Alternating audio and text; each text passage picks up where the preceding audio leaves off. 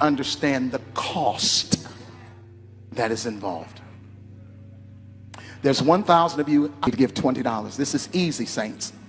I baptize you in the name of Jesus. Have your way, Lord. Have your way, Lord. Have your way, Lord. Now, here we go. That guy's going viral. He's trying to get $40,000 in one swoop. All right. Y'all hear that, SBC? He said it costs to sit up here. Hit the cash app, hit the super chat. He said it costs. I'm going to need all y'all on the panel right now to drop $100. All y'all. All right. Everybody on the panel right now and backstage, that'll be $1,000. And we need it right now. All right. Hold up. Why all the outrage at that ninja there? This been happening. Sorry, of those you don't know, this is a common practice in the melanated church. Y'all tripping. It's documented. I done told stories about our hometown. What are they doing? They are using the poverty mindset against his own congregation. How else do you literally squeeze blood out of a turnip? Shout out to Mr. Wilson. They gonna sit there and shame you. And they had the lions lock the doors. Y'all ain't broke. You don't want people to think you're broke, do you? Bring that $20, your last $20. Yes. The congregation will put their last $20 in that plate, then go home and borrow some money from somebody else. Tell that. How many of y'all gonna run and try to find another way to get out of that place?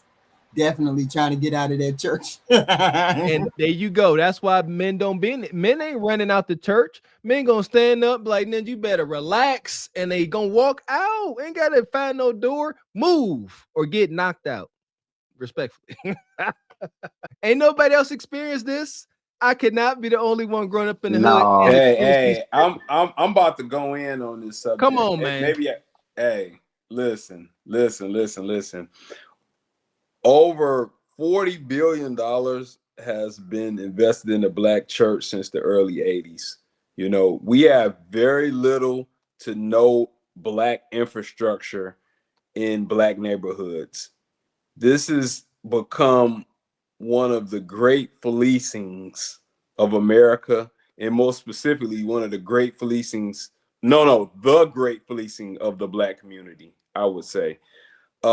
It's completely unstructured. It's non-taxed. They have essentially converted churches into for-profit businesses that aren't taxed. Yes. Many pastors are living exotic lifestyles, as if they've constructed multi-million-dollar businesses. You know, they don't own or run any corporations or businesses. And they're just fleecing the congregation, you know. I'm gonna be honest with you. I stopped attending years back, you know, like when I got really a hole of what was really going on and going down in a lot of these churches. And I've been member of mega churches. I've attended mega churches, even smaller churches that still had a pretty good congregation. All of them are ran that way, you know. It's extremely money centric. The collection plate goes past 5 or 6 times. Rolls Royces, Bentleys. The members are brainwashed. Like if you try to have this conversation with them, they'll be ready to fight. You know, I'm like, hey, if you want to roll around in the grass, let's go do it. Triple X. You know, right quick. Have you ever been in any of these churches and heard preachers or deacons teaching financial literacy? No, I haven't. And one other thing, I've never heard them speak out against this fleecing ever. I watched thousands of sermons. Fred Price, Jimmy Swaggart, the list goes on.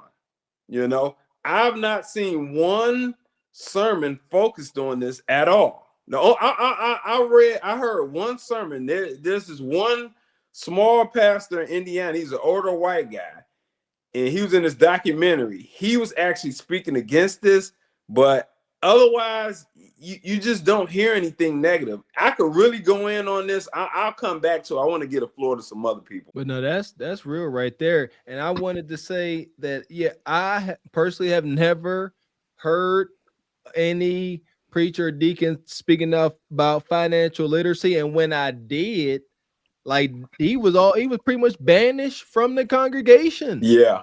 Yeah, up Yeah. here to the no, because you now these sheep are not worthy of being sheep when they practice a financial literacy. I can't give you my last $20. That's not financially literate. You see what Yeah. I'm saying? Yeah. I can't turn over the deed to Big Mama's house. Yeah.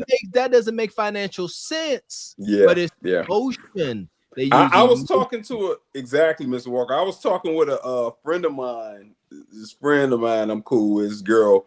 Her mom's like in her late 60s. She goes to this mega church here in Detroit.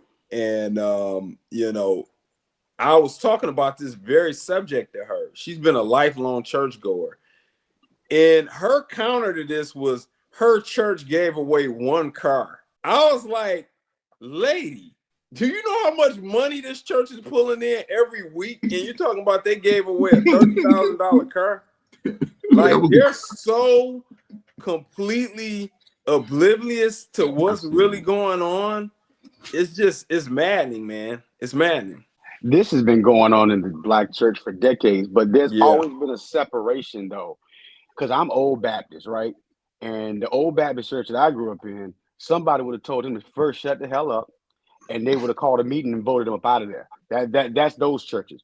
But now you have these charismatic churches that are filled with women and zesties. So the women and zesties are all victims on something. So they're trying to get out of victimhood. So this preacher preys on that.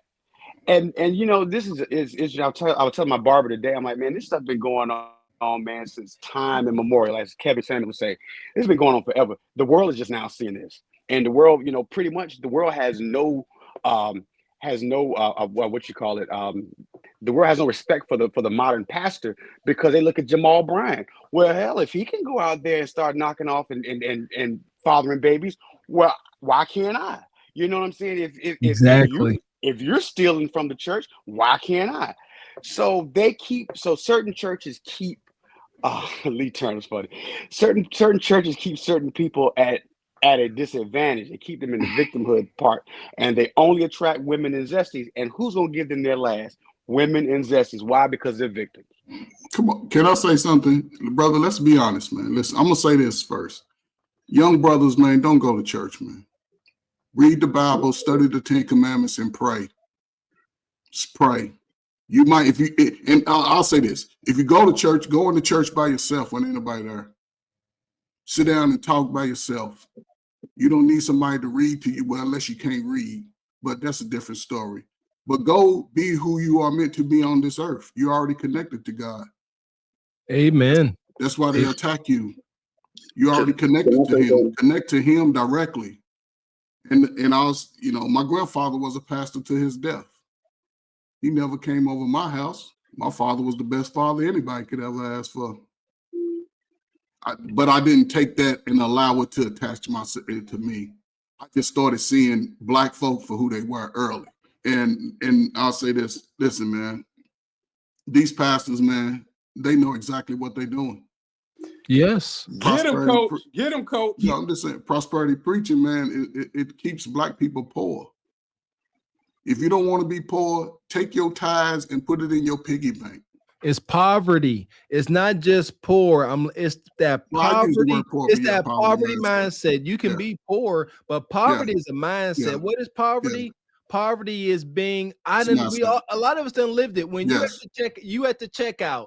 Let's say whatever you buying. All right, you buying a new firearm, and you get there, and you're like, dang, I thought this was $800. It came to $900. Now I got to swipe my credit card. Instead of saying, you know what? I don't have it. I'm going to forego this purchase and just get it anyway. That's poverty. You know you can't afford this purchase, whether it be a car, clothes, and you still do it. And they doing the same thing in the church, Coach Ferg. Them folks know they ain't got that money. But the pimping pastors use that poverty mindset against them. Come on, get in this $100 line, get in this $20 line. And you feel so proud to be able to get in that $100 line with your last $100. That is poverty. Oh, yeah. And I'll say this also real quick. because what you're saying, you know, I want to make sure I change my word. Take the poor, because when I say poor, I mean poor-minded. Yes, So sir. yes, and you're exactly right. But the thing is, listen, a lot of us spend, well, the black church makes over $50 million a week. Yep. $50 million a week. You going to the bus stop, you borrowing money to go to church. The pastor has a new car. He's getting, matter of fact, he ain't even got he don't even own a car. He's leasing cars.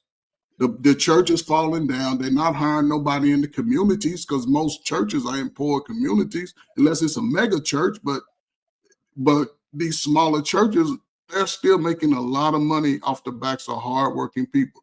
Young brothers, save your money. Put that little $20, $40 up in the bank, let it sit over, pray to God directly. And if you don't know it, get around some other brothers and y'all can talk about it out loud. Amen. Because once you get the message, you have to actually go live it too. Give up some of your, my last thing I promise. If you still looking for a girlfriend, you got some growing up to do. Get a woman. Let the girlfriend go if you're over 35. That day is over. Get you a woman. And make sure she move like a woman when you choose her. If not, stay single, keep it moving, protect yourself. Appreciate you, Coach. Can I say the church I came up in? I'm a preacher's kid, right? So the church I came up in Buffalo, my parents was married in this church. I was born to this church, baptized, everything, grew up in there, right?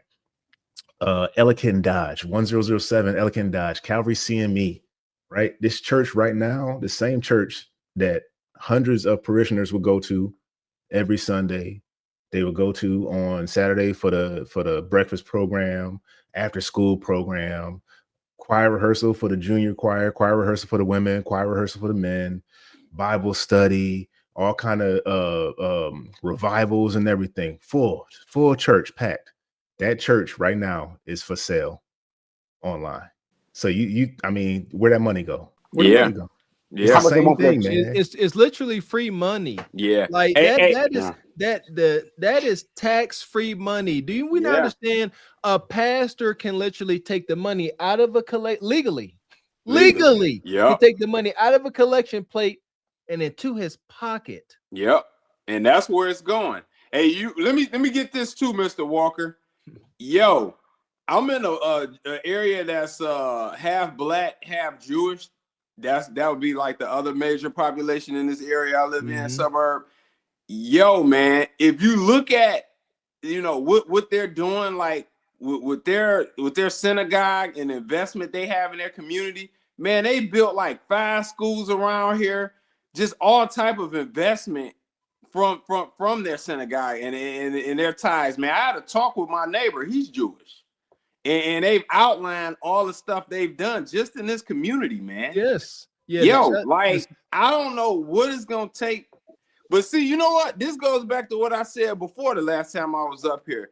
When you have a situation that's unorganized, and it's been unorganized from jump, versus groups that come over here that already have organization for many, many generations in their homeland. The ones that came over here come from organization. So they can come over here and continue that organization. These are not people starting from scratch, you know? So we're disorganized, and then you got a few people that's near the top that's come from some level of organization, and they're basically fleecing us. They're fleecing the unorganized. Mm-hmm. Yeah, there's a community of small hats here in Pittsburgh. Shout out to the Sister Rain. I don't know if you ever seen it, but it's so beautiful. You're driving through Oakland and Pittsburgh, and I don't know where it's located, but you end up in this beautiful, prim and proper community. And then you look and you start seeing the small hats walk around. And I swear, like, I understand what crazy Kanye was saying when he said he was jealous, because I was sitting there watching how the children revered the older men and how it's respectable. I watch kids running down the street, get to an older man and slow down. And I was like, golly, I wish that for my elders, for the Trey Fergs, for the Coach Fergs of the world out there. And I'm like, I really felt like, I'm jealous. Why can't we have that? And like you said, we don't have structure, and we don't have the melanated folks. We have a very unique path through life. It's a lot of